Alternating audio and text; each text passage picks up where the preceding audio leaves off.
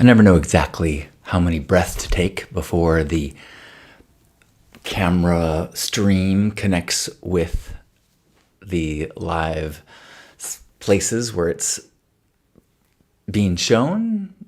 I often look at the archive and am speaking mid-sentence, so this moment here is a little stall. But Gerbot's here, so good morning. That means we are live. Good morning, Gerbot. And sounds like you can hear me, which is great. I am using, we had some difficulty with audio and stuff. Okay, so I'm using this microphone right now and a different camera. That's okay. That's okay. That works. We'll try this too. Let's do this. Yes, we will. And because I've got a song in my heart, I'm gonna sing it. And because there are no words to know, I'll wing it. And if we have some good things to the table, we shall bring it. And if you think that's too much to say, well, I guess we will fling it. It's love morning today, it's love morning. Oh, what do you say? Oh, it's love morning today. Good morning. Good morning, Busload. Good morning to you. And thank you, Gerbot, for the tech check-in. I'm not sure how much I like this leaf covering Grandpa's face. Although I'm so pleased with this plant that I got recently. It was not one that I'm familiar with. And so I sometimes an unfamiliar, cool, jungly looking plant. The reason why you don't see, some plants are like more rare to see in the nurseries is because they're hard to keep alive. And so I generally see if it's something unusual, I'm excited. I'm like, ooh, I want to buy it because it's unique.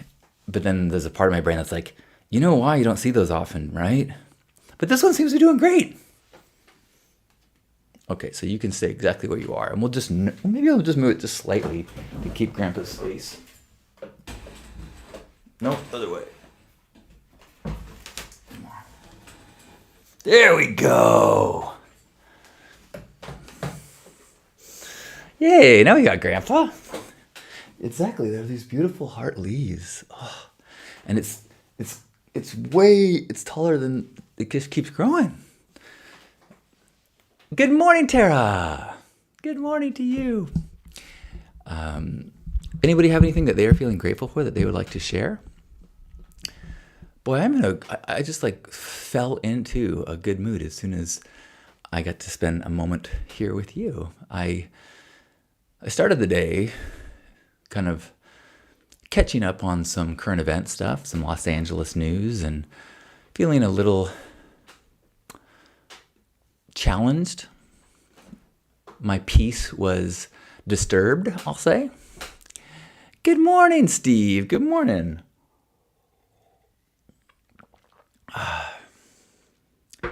I'm still feeling the afterglow of the men's group that I ran on Sunday. Really, really feeling the value of it. And I talked about it in the group, but something that, I've been exploring in myself is in what is more nourishing for me is gatherings where we are all contributing.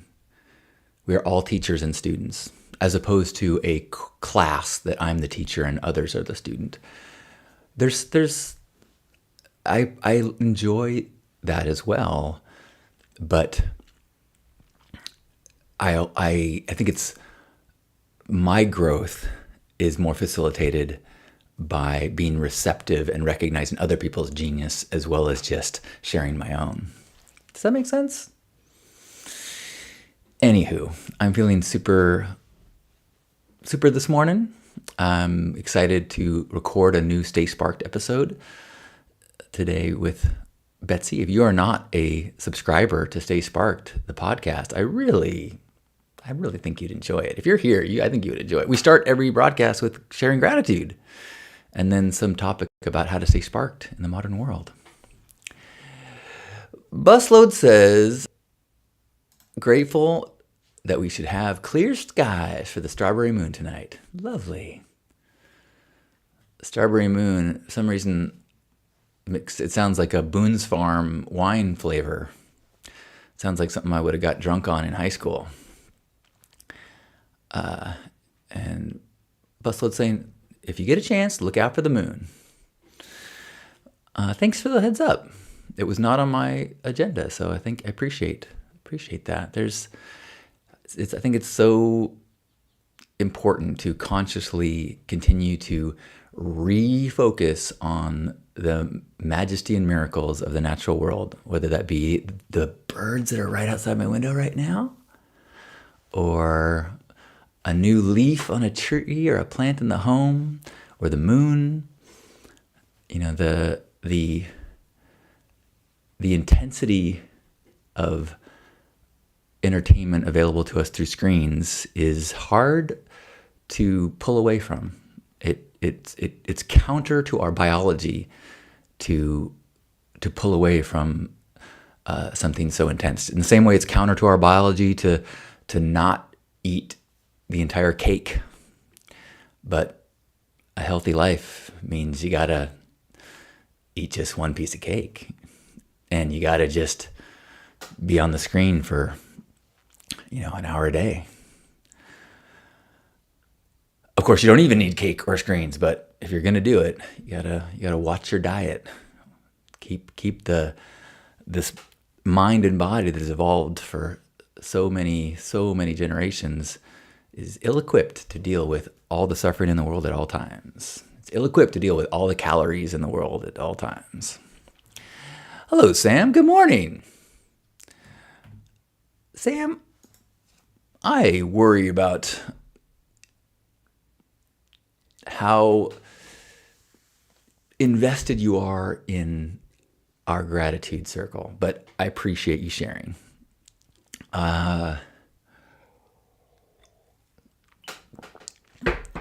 Would anyone else like to share something that they are grateful for? Dustin says, but cake. Actually, it makes me want to share. I made the newest video that I put on for the Hug Monster is about cake. I'm feeling like maybe I should share it. First, I'll read Gerbot's. Grateful to spend time with a friend and their aging bunny last night.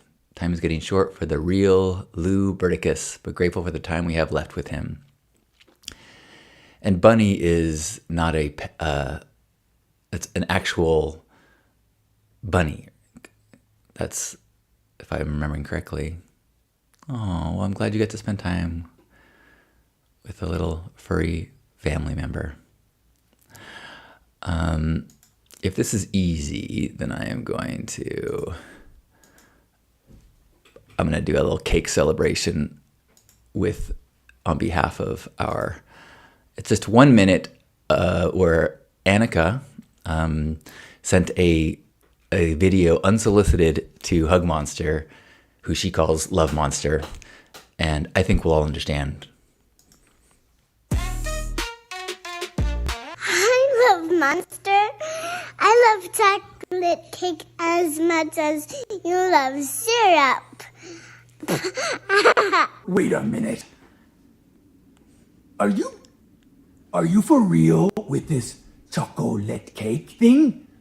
I mean, I have been very aware of pancake, but are you saying there are other types of cakes?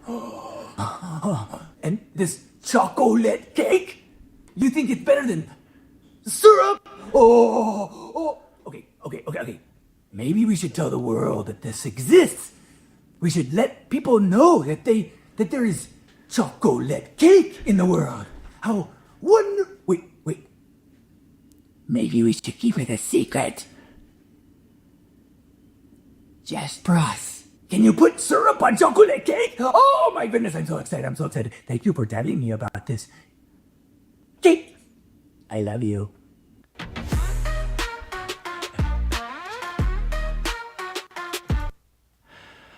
Oh, I cracked myself up.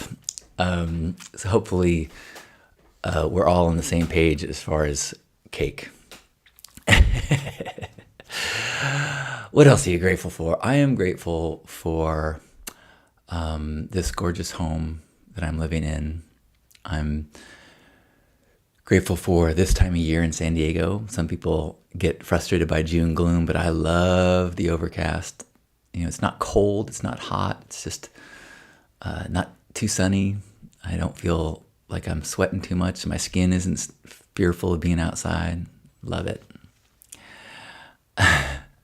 Thank you, Gerbot. John says, I'm grateful to be back from the gym and Tara and a Grand Americano.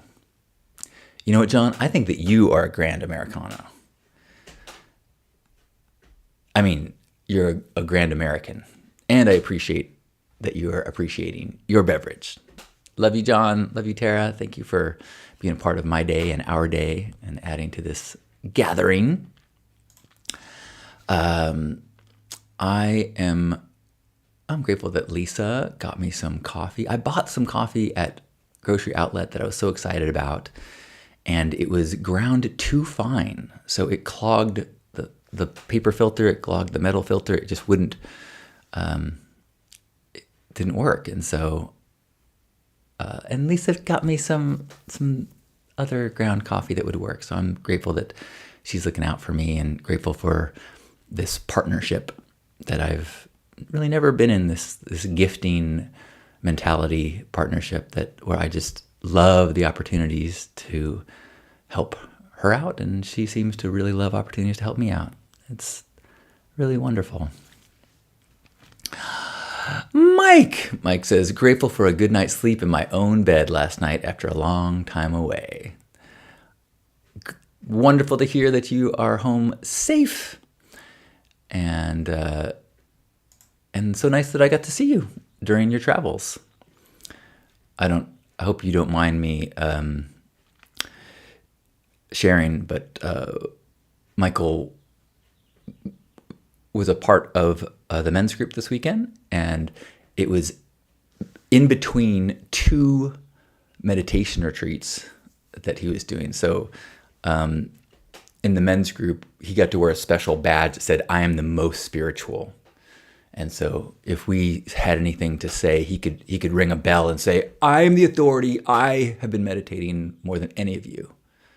Okay, I'm just kidding. There's no truth to that whatsoever, except the meditation. He has done a bunch of meditating lately, which there's no badge, but I do appreciate the perspective that brings. And the humanness in which you share your experiences, Michael. Thank you. I shared with Michael, and I can't remember the song now, but there was this kind of parody spiritual song before it started off, the guy was on the phone. He's like, yeah, I just did a 15-minute meditation, nailed it in 10. I actually have been doing 15-minute meditations every day for 4 weeks, almost a month now. I've missed a few days when there's other things going on, and part of that is because I have accountability buddy, which, thank you, Michael, for being my accountability buddy. Who else has got something that they're feeling grateful for that they'd like to share? I'm grateful that I had the courage to invest in some new camera equipment and lighting equipment. I'm using the current camera, the new camera, and today a bunch of lighting is going to show up. So I'm going to set up a green screen studio in the kind of basement storage area. Now, currently the basement storage area has got like gravel ground and quite a bit of rat poop around it. And it's not level ground. Like, there's one area that's level. So it needs some work.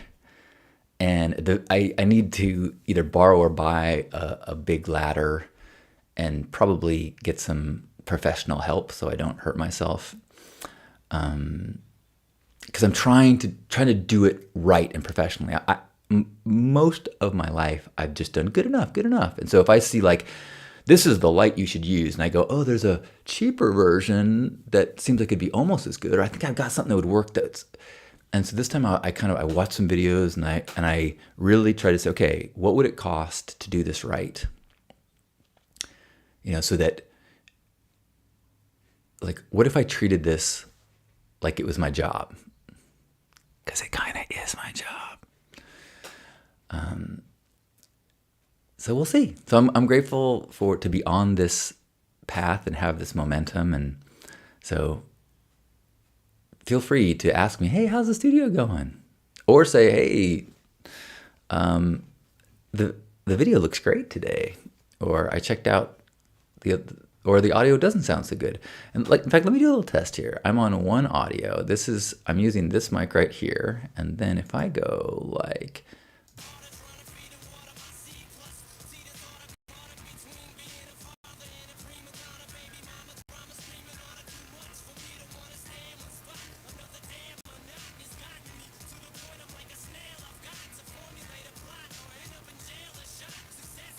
microphone. Now we're back. Jerry says, I'm grateful for I'm not sure what yet, as I'm waking up, groggy but coming into awakeness. Having some emotional hurts, but grateful for a good home, good health, a summer class that's going well, cute dogs and kind roommates. All is mediocre well, but grateful for a middle of the road rather than chaos. I like that. Thank you. Thank you for sharing. Gerbot, the nope was what you couldn't hear it? Is that what that said? Is that what that meant? That would be interesting. Oh, weird. Oh, oh, wow. I wonder if maybe I've got, it's a wireless that's going, but so I wonder if I hit a wrong button there and they're not synced on the same channel anymore. That's one of the challenges of having something hanging from the roof that you have to hit buttons on. I could hit the wrong button. Okay, good to know. Thank you. I'm grateful for learning that now and not when I was getting ready to record something that I wasn't going to say important because this is important, but record something that I really was needing to get a high quality video synced with audio. So thanks for helping. I'm hoping you can hear me now. I think I'm back on the working audio. I should be, yes. I'm grateful for a dilemma I have. Tonight is choir practice with Lisa's choir and my men's group. One of my men's groups is meeting. And I'm really struggling with which I'm going to attend. Part of me says I just hosted my men's group and I really want to, continue to value and prioritize men's work in my life. So I definitely don't want to miss a meeting of my men's group. And another part of me knows that the choir is the edge for me. It's hard. I feel uncomfortable every time I don't know the words. I get an uncomfortable feeling. So there's a big part of me that does not want to do the choir because it's the hard one. So one thing that came up in the Sunday men's group was sometimes you know what you need to do because it's going towards the discomfort. Almost always going towards the discomfort is the path of growth. And that's hard. Thank you, Gerbot. But I'm grateful that I have that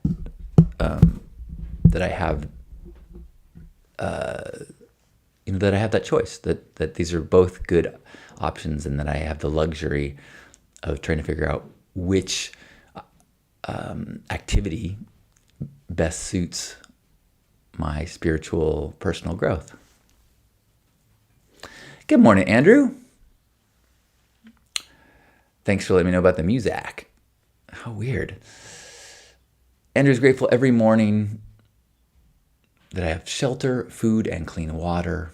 I'm more fortunate than so many millions of people. I always try to remember that. Thank you. Now, I want to just before we go, share one thing that I just read yesterday that really, like, I was glad to read it. And just in case it resonates, it hits you and you're talking to somebody. And it was about protests. It was attributed to Peter Coyote, who's an actor and Zen practitioner. But I don't know if this is an accurate attribution. So it says, a protest is an invitation to a better world. It's a ceremony. No one accepts a ceremonial invitation when they're being screamed at. More important, you have to know who the real audience of the protest is. The audience is never the police, the politicians, the board of supervisors, Congress, etc. The audience is always the American people who are trying to decide who they can trust, who will not embarrass them. If you win them, you win power at the box office and power to make positive change. Everything else is a waste. So then there's a bunch of kind of ways to do that. But so I think that's significant because it points to why peaceful demonstration is so important and why, like, using protests as a way to express rage, while it might feel healthy, is really counterproductive, because nobody who's there is, as the opposition, is going to be swayed by what's happening. But the people that are watching from afar and see clear peace being faced with aggression, the sympathy is with the peace. And you can see that right now. So much of the narrative that it gets twisted is that the protesting is violent and we need to bring peace, which is a very different story than they're peaceful protesters and the authority is bringing oppressive violence, right?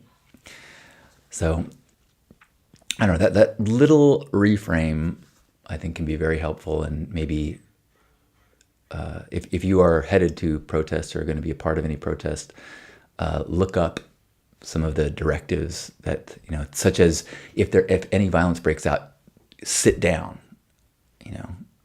because then the agitators it's clear who is agitating. And then the police, who might have a desire to be violent, can take it out on the people who are the agitators who may be placed there intentionally. But the optics of that are very different than, a violent crowd as opposed to peaceful protesters.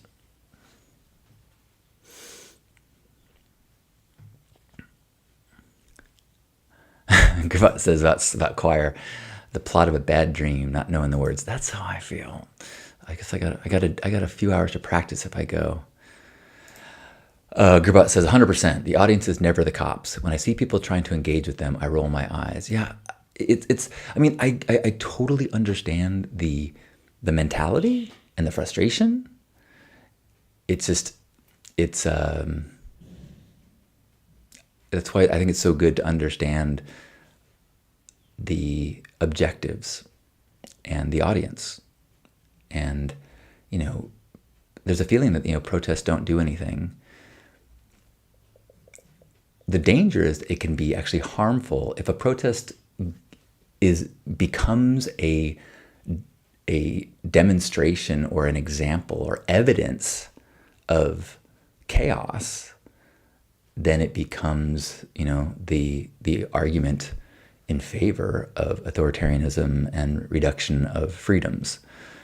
And it can be really counterproductive to protest unskillfully. Thank you, Monica. It's a scary time. And I know that this broadcast and this time is about gratitude, but there are times when this is also a time of how do we hold gratitude and concern at the same time? How do we keep our awareness open to the wonders and miracles of life, as well as the suffering and oppression in the world. And how do we embrace our humanity without ignoring our humanity? So thank you, Monica, and thank you everyone for being here and being whoops, what's happening here? Being human and beautiful and doing our best. There's something really, one thing that was really clear to me in the men's group and is clear to me in these mornings is that there's wisdom and lessons and ideas that can help us grow. And then there's also an energetic sense of belonging that helps us grow. Because as we are doing our personal work, knowing that we are accepted and held and that we belong, even if we explore or confess aspects of ourselves that are not our perfect facade, if we know that we can say, hey, I voted for Trump and I'm questioning that, if I can say that, this is an example, this is not a personal narrative, but if I can say that and truly feel that the people in my community will listen and try to understand and have compassion for whatever my experience is, then it allows me to work from that. Or if I say I am scared of singing tonight because I don't like the feeling of not being good at something. And I say I have shame that I have so much difficulty with learning new things, and it keeps me from really experiencing so much of life, because I am so averse to that feeling of I don't know how to do this. But if I can just know that I can say that in a safe place, and I still belong, I'm still accepted, I'm still loved for that truth. Just the acceptance helps the rigidness of the discomfort and shame and judgment. It dissolves it a little. It helps me to work through it. It helps it to let go of it a little bit. So this container here, the men's group container, and I think the choir container too is another one where it's a community is created, not willy-nilly, but by the way that Lisa creates it. So I appreciate your presence, your acceptance, and hopefully you feel that from me and the people here as well.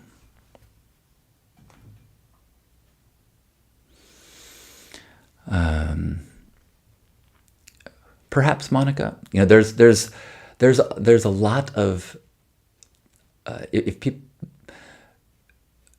people are interested in the strategies of protesting, the civil rights movement in the United States was they learned a lot and they were very effective. It takes a ton of discipline, and that's why people point to MLK Jr. and to Gandhi, because both of them, had these strict nonviolent directives, even in the face of violence, and it's that turn the other cheek mentality and optics that is so powerful in changing minds.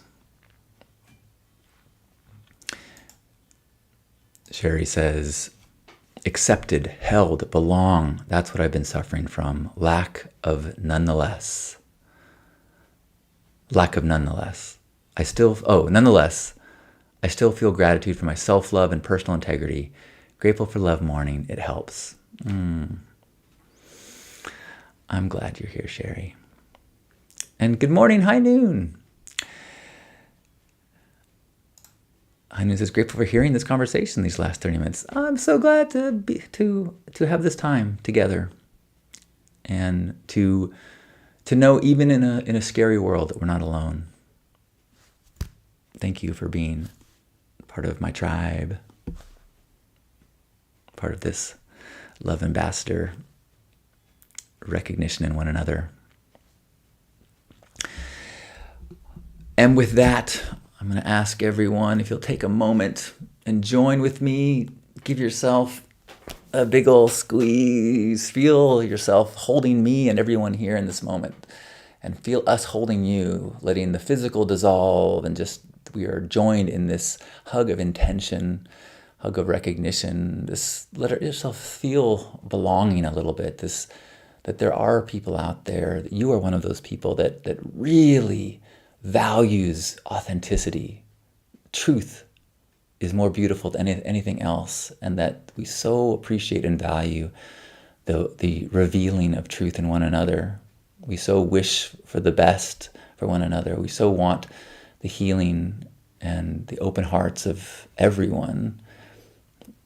So in this moment, we'll let go of our judgments, let go of our judgments of ourselves and others, and have compassion and forgiveness for everything that we do and others do in their attempts to find peace. And let's take a deep breath in and hold one another and squeeze.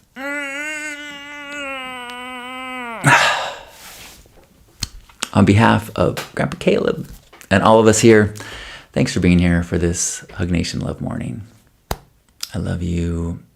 Have a beautiful day.